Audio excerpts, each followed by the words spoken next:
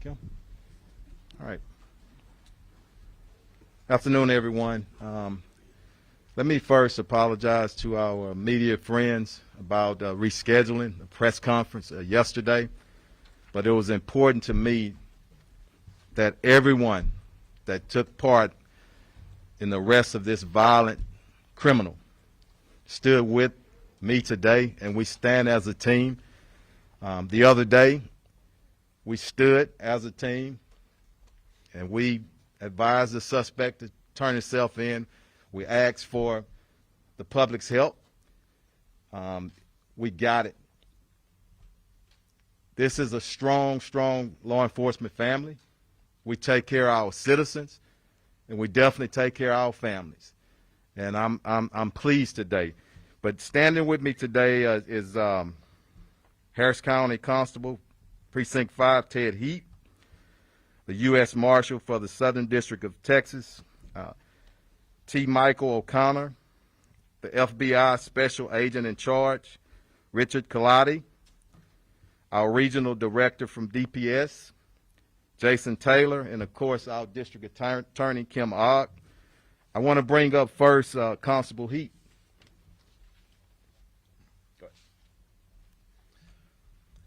I just wanted to start off by saying the team that is behind us here, starting with Chief Finner in the Houston Police Department, and of course Marshal O'Connor, and just everybody that you see standing behind us here, was so instrumental in being able to accomplish what was accomplished.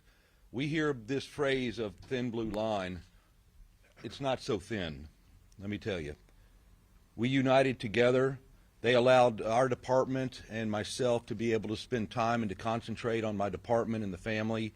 And we pulled resources from the federal government to the state government down to the local government or local entities to be able to capture this violent criminal who needed to be taken off the streets. I spoke to the family who asked me to be able to express my gratitude not to every one of my law enforcement partners, because they realized that it was a team effort to be able to bring the murderer of their brother and their father to justice. So this is when justice begins. So from my department and from the Galloway family, my message to each and every one of my friends and my partners behind me is just a very deep and sincere thank you. And the information that you're probably going to want to know is going to be given by some of these partners who were so instrumental in this capture of this criminal. So, Chief. Thank you. Next, Marshal, come on up. Thanks. T. Michael O'Connor, the U.S. Marshal for the Southern District of Texas. Howdy. Howdy. You've heard the saying the Marshal Service has from time to time, justice is coming. I'm here to tell you justice is here. With this collaboration amongst all the state, local, and federal agencies, it was outstanding. I've been in law enforcement for 40 years in different capacities, but I've never seen such a collaborative effort. And really, in a lot of ways, it was unspoken. Everybody kind of knew their role and knew what they needed to do.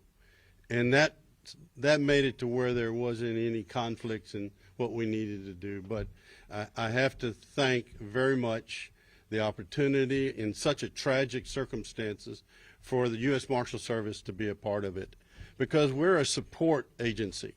And the fact that the constable and the chief requested our assistance, I think that spoke highly, to which we provided the services, the information, and even myself, of being a former sheriff, I was able to communicate with the sheriff, which is a good friend of mine, in Val Verde County, and the marshal in the Southern District, former sheriff, and we were able to collaborate with the Southern District and the Western District to be able to get to the location. And as the individual came across, we were able to take him under custody and get him back. I know there's going to be questions regard to that, but I will say the collaboration between all, and especially with the Western District, Marshal Parmelo, and also Joe Frank Martinez, Sheriff of Val Verde County, they were on the spot. The minute we had heard that they're going to bring them to the bridge, they were on location. They already had them in place. And thanks for the Department of Safety. I know Jason Taylor, Commander, is going to be talking to you, but it was just, I don't even know how to describe the flow. Hopefully someday someone will be able to report this. But let's not forget what has happened and the fact that we're here under a very tragic circumstance.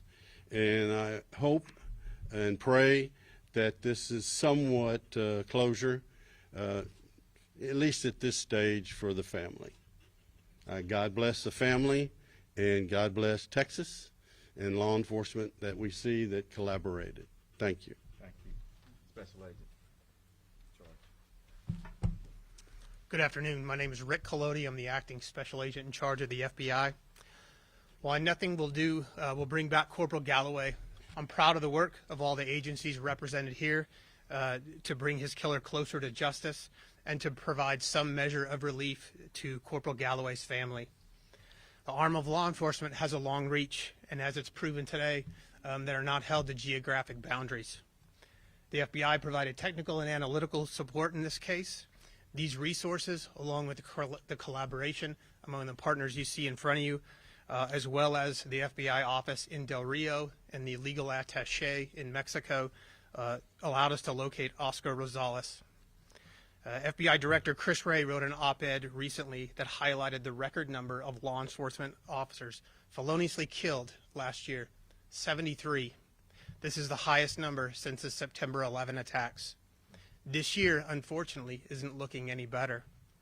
We owe it to Corporal Galloway and to all our law enforcement officers killed in the line of duty to redouble our efforts to take violent offenders off the street and to ensure our brave men and women know that we and the communities they serve have their backs. Thank you.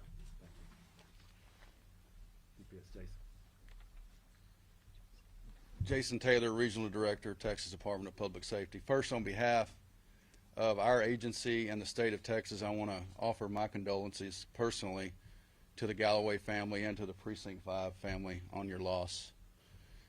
You know, when violent criminals attack our men and women in blue, you're going to see the full brunt of our agencies. Every agency here, and even the agencies that are not on this stage right now, we're going to come forth and offer up everything we have to bring these individuals to justice. And this case is no different. It's a fine example of that, of the collaboration.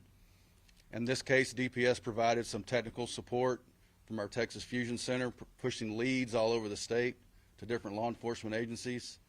Also, our Texas Highway Patrol assets, Criminal Investigations Division, Texas Rangers, and our Aircraft Division played an instrumental role here toward the end of the case. So I'm very proud of our agency and our response, and I'm proud of all the other agencies in the collaboration and bringing this individual to justice. Thank you very much. DA.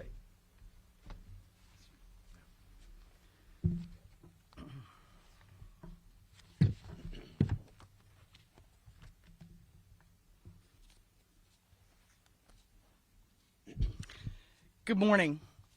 The Harris County District Attorney's Office will do all in its power to ensure and deliver justice for the family of Corporal Galloway and his fellow deputies and all his brothers in blue and the citizens of Harris County.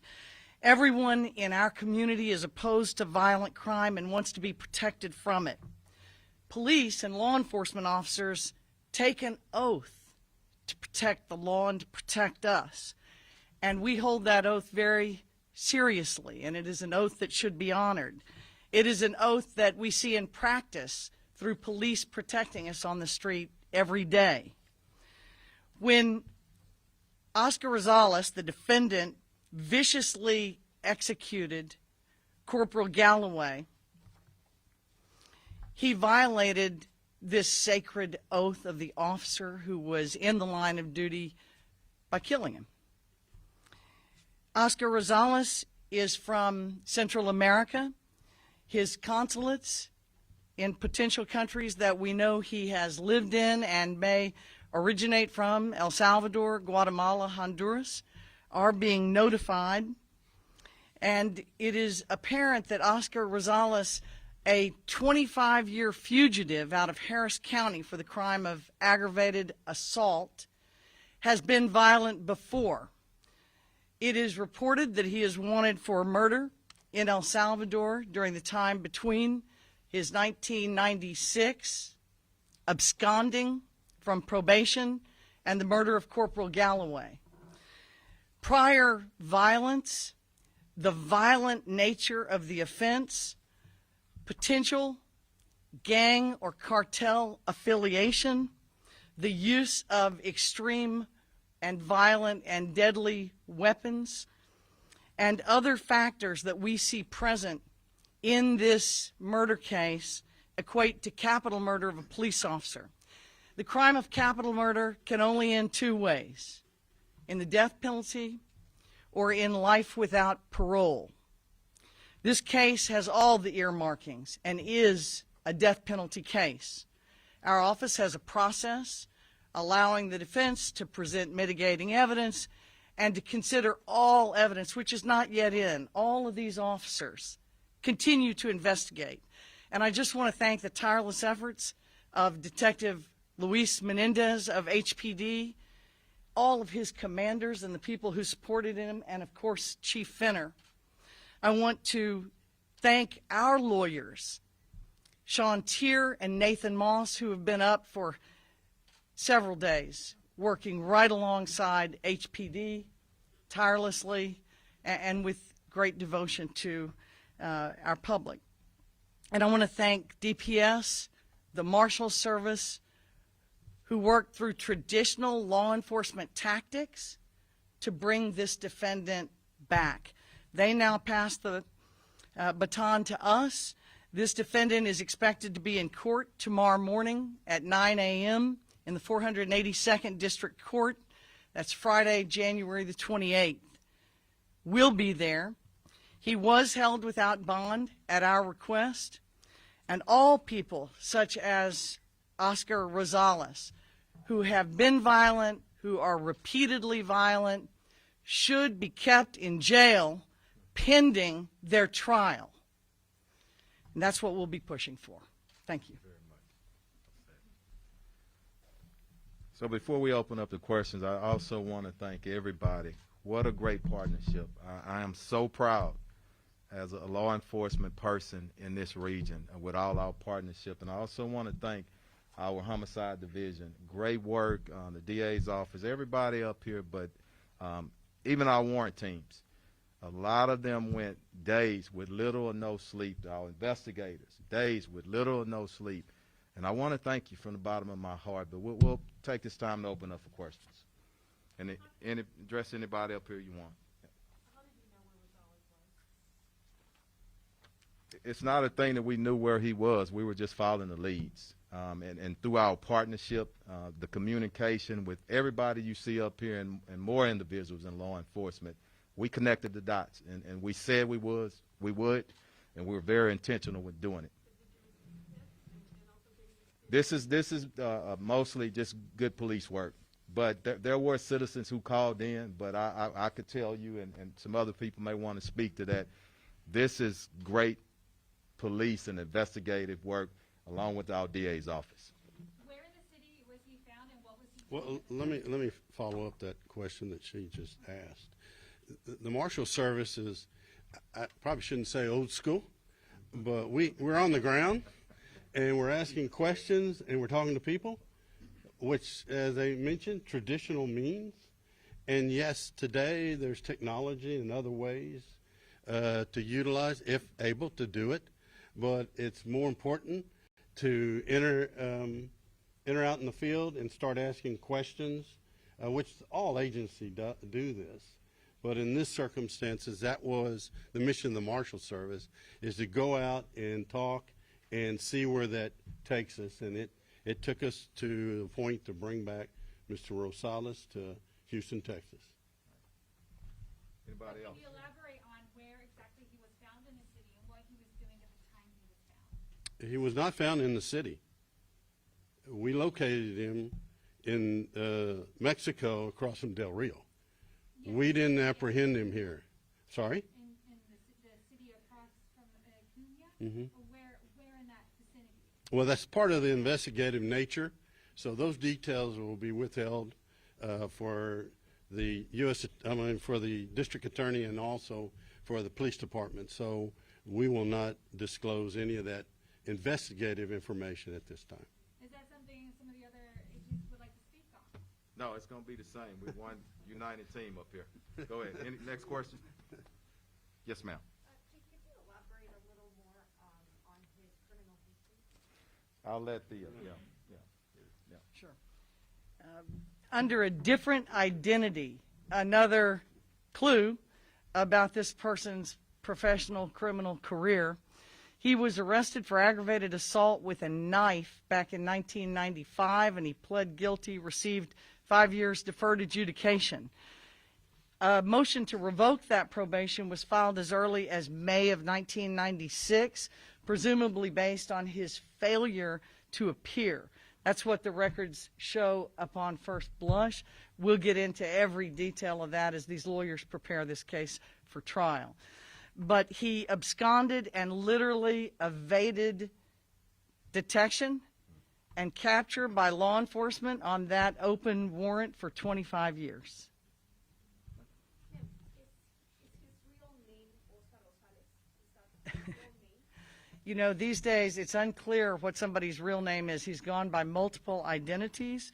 The identity that he had in 1995 here in the United States was that of Mauricio Aguilar, I don't have all my glasses, Albarangue. Are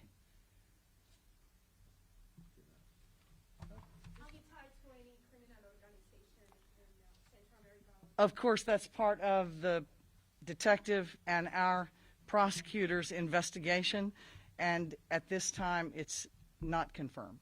Can you talk to us about his immigration status? Was he deported at any point and then illegally back into the country? I cannot. I can tell you that our federal partners were instrumental. I want to thank the FBI for all the support that they've given HPD and, of course, Constable Precinct 5, but I am not able to confirm his immigration status today. How was he a fugitive for 25 years?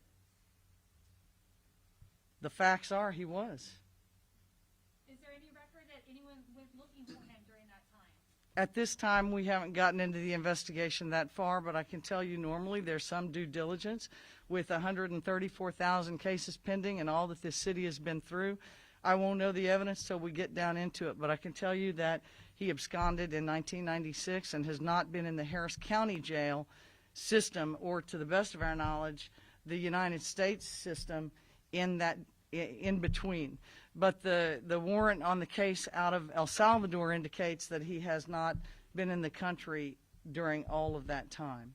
let's In do this two country. more questions, y'all. Two more. What year was that murder in El Salvador? And was this arrest with There's no details on the murder at this time that are to be released. I cannot answer the apprehension question. Chief? Yeah, I can't at this time. We'll send it out. have you guys been able to recover the weapon used? That's part of the investigation, and yeah, okay. You got one. Go ahead. Yes, ma'am. I'm just wondering if there's any idea of the motive or why he did this, or the fact that he was a You fugitive. you can. I don't think, and no one can speak to sheer just evilness, and it's hard. You know, I'm not even concerned in asking him that right now. He did it, and you know what? He's going to be held accountable. But that is a question that good people like yourself ask. How can a human being do that to another human being, especially somebody who's serving? And it's just hard to accept. But right now, justice is going to be served. All right. So I